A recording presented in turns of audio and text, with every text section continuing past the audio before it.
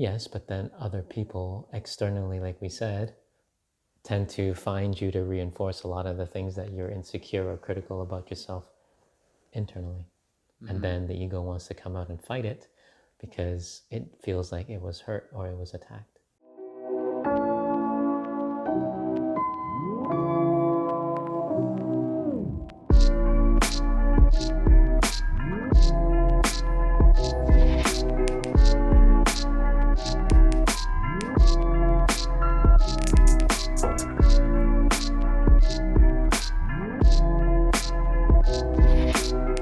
Welcome to another episode of The Human Blueprint.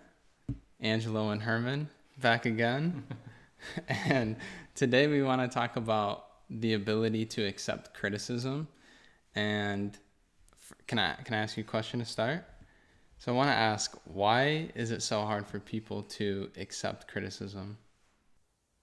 Okay, so before I answer that, I want you to feel inside why it's so difficult for you first. I don't know necessarily why it's so difficult for me, but I just feel that it's uncomfortable for me. Sometimes like I get very hot, like my face gets red, and like inside I feel so out of my comfort zone. And it becomes hard for me to accept the criticism because I'm like fighting a battle inside. So it's hard for me to do both at the same time. Be humble to accept it while I'm like having an internal conflict. So when we talk about criticism, a lot of people are very quick to give it, but will never take it. Do you know what I'm talking about? Yeah. They have lined up all the criticisms that they feel, see, judge, everything, but you can't direct one of them back at them. Right. How is that balanced? It's not, you just become a punching bag. Exactly. And so when you talk about criticism, you have to make sure, number one, you check your ego, which means you don't have that lie in your head thinking that you know everything. You don't have that lie inside of you that you believe that you're the best or the greatest or in anything in the world, when we can always be learning and getting better. But if you always feel like you know everything and you act like you know everything, life will humble you very quickly with that criticism to show you need to come down a few notches. Right? It's just like when I train, right, in martial arts. My father, the most critical person you'll find. In a good way. Because it's like every time he's sharing it with you, it's because he wants to make sure if you don't like what you heard, then that's your ego. And when that's in its place and it's always up front, it's very difficult to train, very difficult to progress, right? So when he gives you the right type of criticism, we don't even call it criticism. It's more of like a guide. Because that word criticism, people shut down immediately. So we'll use the word the guide. So he guided and told me, okay, you need to do this. I have to do it this way. I have to do it this way.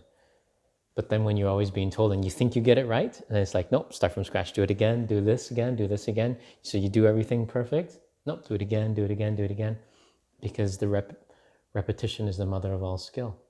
And when you're not used to listening and you haven't repeated that, then it won't be the skill. And then your ego will just replace it. So is that where that feeling comes from? Is of course, the ego? You feel it's an attack on you, on your ego. And you can't take it. So what could I do then to get rid of that? Because this is interesting. I was looking into like what my lunar birthday would be. And so I found it. And then it just gave like this brief statement. And it was pretty much saying that I have a hard time accepting criticism. And so I was like, that is very true. So is that something that I'm meant to overcome, or I am meant to really grow from? So a lot of times when people have trouble with criticism externally, it's because inside there's criticism internally. So you're criticizing yourself. Correct. That's a lot of like the perfectionism or the aesthetics, if you will, that people always want to go after. And so that internal talk will make you find the external influence to reinforce your internal talk. So when a lot of people can't take criticism, or you have to tippy-toe on eggshells because you don't want them to get upset, but meanwhile they need to know the truth and they need to know it right away in a good manner, it's very difficult to progress, and you waste so much time and you just go in circles. As opposed to saying, you know what, this is what we can do, this is what we need to do to get there, why don't we do it? But because we can't even get to the table to have that discussion, so many people shut down, how can we progress? How can we evolve? Because it's not always that you're being criticized. I don't even like the word criticism. Like you said, it's more guidance, especially if it's coming from the right people or the right source, family. And so I think that's a big shift in a way to look at it differently, is that you're not being criticized, you're just being helped or guided in a better direction. Yes, and then that you have to differentiate between what is actually guidance and what is actually criticism. If someone comes at you and say, you know what, Angelo, you suck. You know what, you look awful, you suck. That's not guidance. That's basically just projecting their ego onto you, right? Or negativity onto you. But if they said, you know what, you didn't do this to the best of your capability, but you know what, I believe that you can do better. Do this, this, and this, and then come back to me. All of a sudden, your feelings aren't hurt. All of a sudden, you now have a plan to go get it done, and all of a sudden you have a deadline to go do it. That's leadership. That's leadership. But everybody's not the leader. They just feel they are, they act like they are, but they don't understand the sequence of how to become one. And so they'll just throw their negativity and ego at other people and project that, and it becomes very, very difficult for that person to be humble. So that when they're the ones that give 1,000 judgments, criticisms to everybody else, and they can't even take one, it's a very poor recipe for our ability to grow. Very true. I don't see myself as somebody, I'm not a critical person on other people. I guess I'm most critical on myself. Yes, but then other people externally, like we said, tend to find you to reinforce a lot of the things that you're insecure or critical about yourself internally. And then the ego wants to come out and fight it because it feels like it was hurt or it was attacked. So for me personally, I would have to let go of like the negative self conflict. And of course. And stop feeling as if everything inside has to be always perfect or a certain way. That's not what mastery is. Mastery is when you just do the same thing repetitively. And it's through that action, it becomes like the habit, right? Then the habit becomes the virtue. When the virtue becomes the destiny. And so a lot of people, they don't realize the things that they do every day. Is that setting you up and preparing you for when the right opportunity arises? Or is that setting you up for failure so that when the opportunity does arise, someone else got the promotion, someone else got this, someone else got that, and you're always missing out. And you're like, well, why poor me? And then you go through the spiral of being a victim, rather than say, you know what? Rather than be so critical of myself internally, why don't we do the opposite? Why don't we look at everything that we don't like and do something and replace it with something better? So let's say we don't like that we have a lack of patience. Well, then we have to go put ourselves in a situation to learn how to actually be patient. Like I said, with the plants, with my animals, my pets. Right? With the family. So you learn how to have the heart of the mother, so that when you learn to listen a little more, compassion a little more, care a little more, then you learn to appreciate all of those people, what they bring to the table. So that when they share things with guidance, like how I just shared with you, then you can be more constructive with it and do something faster with it. But if everyone's just saying whatever is on their mind and speaking their mind and putting others down with no positive replacement, or I would say a positive outcome, a target, very difficult for us to move forward, very difficult for us to get rid of that ego. So would that be a good exercise for the listeners and viewers to do? Yeah. To write down the things that they're maybe critical about themselves or they feel like is holding them back, and then something to replace it with? Correct. Because if you don't replace it with something better, it's always just going to stay there. I think I'm going to do that for myself. Let's say you drive here, Angelo, and you know what? The tire's not good. You know what? We don't need it. It's garbage. So you're just going to drive on 3 or 2 tires? No. Is the car going to work? No. What do? You have to get a new tire, replace it. See? Otherwise, you can't move forward.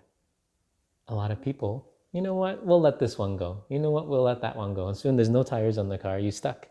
So what? You put it in gear. So what? You put gas. Mm-hmm. But you didn't replace the tires with something better, something newer, something safer. Mm-hmm. Right? So you can't keep moving forward. And I feel a lot of people who are listening to this really need to, take that word out of the equation, criticism, and replace it with maybe more guidance. Mm-hmm. Just like it was displayed here. Yeah. And especially if they don't feel like they have guidance in their life, then they definitely everybody needs some guidance, right? Everybody does. We all need. Don't feel like you know everything. Don't feel like you are everything, right? Mm-hmm. You have to have the humility so we can always learn something new every day, and so we can get better. How does one actually develop humility? Life teaches you that. What if you don't ignore it, or you don't want to? I know eventually it'll catch up with you, but you obviously want to be humble sooner and faster. Mm-hmm. I mean, I don't know about anybody else, but I don't want to wait until I'm on my last breath to finally be humble, and then to realize that I did everything wrong. Mm-hmm. But life teaches you that, and what I mean by that, let's say you were given a gift, and that gift was packaged and you didn't know what was in it. What's the first thing would you do? Would you open it right away? Would you sneak in and see what it is so that no one catches you? Like, what would you do when you got that gift and it's sitting right in front of you, all packaged? I would most likely, well, it depends who's giving it to me. Doesn't matter. It's a gift. You show up, it's right in front of you. What do you do? Open it? Right away? Most likely, yeah. Yeah? Wouldn't you rather figure out, a lot of people don't realize this, a lot of the things that people give you and it's a gift, it's actually sometimes a curse because they give it with an agenda. Mm-hmm. They give you something so that they feel you owe them, or they give you something so you do something for them. Mm-hmm. Do you understand? So one thing we have to learn with humility is when we're given something or we have these gifts in front of us, use that gift as the analogy, we have these gifts in front of us, life, doesn't mean that we should just run in and just open it until we know when to use it. Because if we open everything and just misuse it, and then we don't realize who gave the gift. Do they expect something in return for it? Do they expect me to do this for them or do that for them? That's why you have to be very cautious of certain people who disguise their kindness as a gift. Then it's very difficult to take criticism because you've listened or seen too many of those wrong people giving you the wrong so-called gift. And then when you actually have guidance in front of you, it becomes very difficult for you to receive. Mm-hmm. So when we talk about gift, you have to understand humility is that gift. But a lot of people don't open it. Mm-hmm. Ego is a gift, and that's the first thing they open because it's shinier. It allows you to have instant pleasure, right? Mm-hmm. That's why you want it, because you think instant happiness. Exactly. Humility is delayed because it's almost like a currency that you never really notice until you need it the most. Mm-hmm. That's why life is always going to teach you that.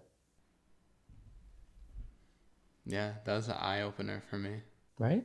And so for a lot of people, if you don't feel you have a lot of it, you may want to do some things to implement a little more kindness, humility, love, less I first and me first and more Sharon first, right? Mm-hmm. You may want to reflect on what you do with every breath that you take to see if you are actually being humble enough to show your gratitude of everything that you receive or continue to receive.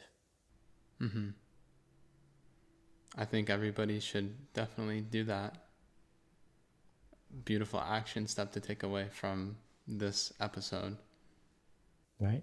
And if we can all make those small little slight little shifts, imagine what that will do for the world. Mm-hmm. If there's less criticism and a lot more guidance. Right. So I encourage everybody to practice this, to actually do it, and then comment below with what your experience is like, because we want to hear from you. We want to see if this was helpful and beneficial. And yeah. Thank you. So thanks for tuning in. Be sure to like and subscribe for more episodes.